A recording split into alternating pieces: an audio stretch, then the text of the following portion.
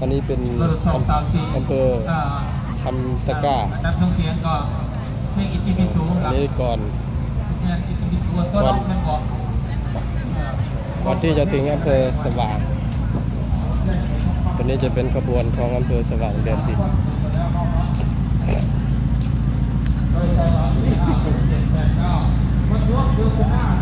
ขบวนอำเภอสว่างแดนดิน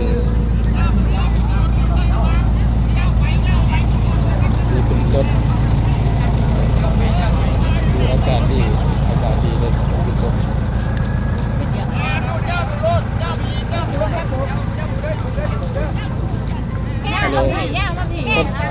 โอ้ยบ่เห็นฮอดดอกไม้ประดับบ่เห็นจ้อยบางเบิด